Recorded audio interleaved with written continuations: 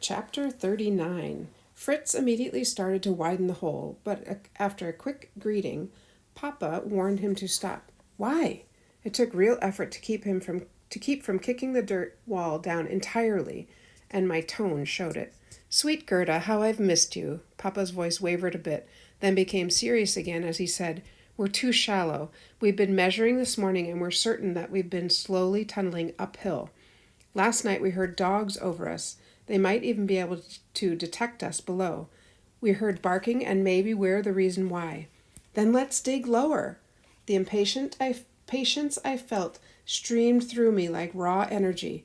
The fact that we were just sitting here so close and yet conversing through a tiny hole in the dirt was impossibly frustrating. Mamma stepped forward and put her hand on my shoulder. Patience, Gerda. This must be done right. There was silence, and then my father's voice broke as if he were crying. Katharina, my dear wife, is that you? I looked up at my mother, and in the low light saw tears on her cheeks.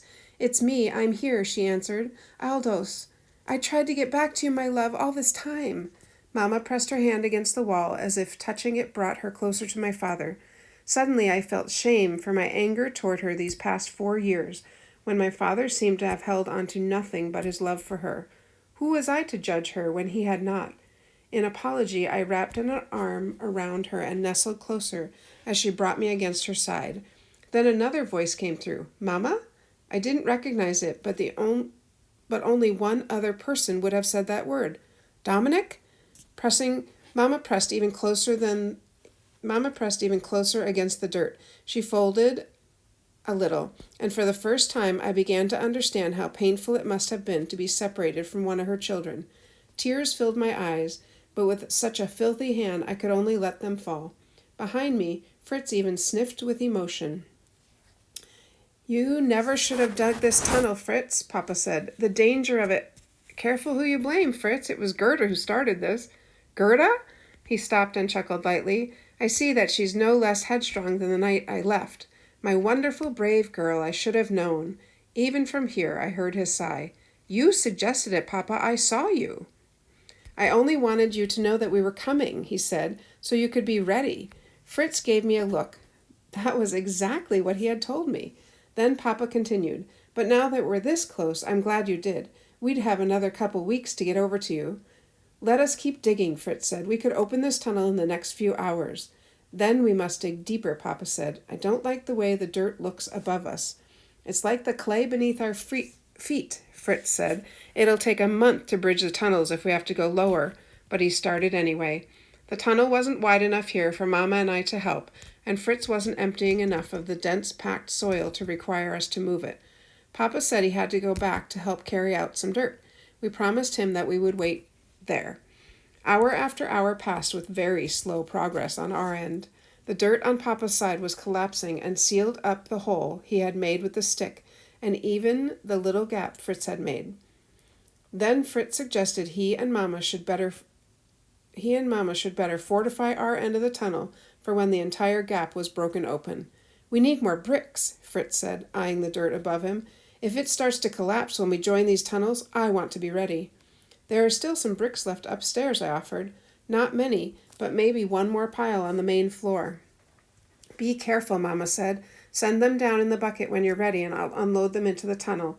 I hurried out of the shelter, up the ladder into the basement, and then up the stairs onto the main floor. The bricks were indeed there as I had thought, but it occurred to me that in this daylight time I could possibly see into the death strip and confirm that our propped-up door had repaired the dark patch on the ground. It was a terrible risk to be up there with no shadows to keep me in the safe zones, but I was also becoming used to risks, and this one had to be taken. I crept to the upper floor, aware of each step I took, and even the smallest movements I made. I went slowly and kept my body pressed to the wall as if I were a part of it. The window in front of me was missing its glass, but if I stayed low, that would be the best place for a view. All it would take was for a watchtower guard to look at this building while my head was visible, and it would be over. Alarms would sound, dogs would be called, shots would be fired. Nobody would be quicker to acknowledge the stupidity of me being up here on the very same day, as we would surely break through to my father. But I thought about what Papa had said. They had gone too shallow, and that worried me. I would look very quickly, no hesitations, no stares, just the quickest glance into the center of the death strip, so fast that if I happened to catch the corner of a guard's eye, when he looked again, I would be gone, and he would assume it was a trick of the light. The best news would be to see the dark spot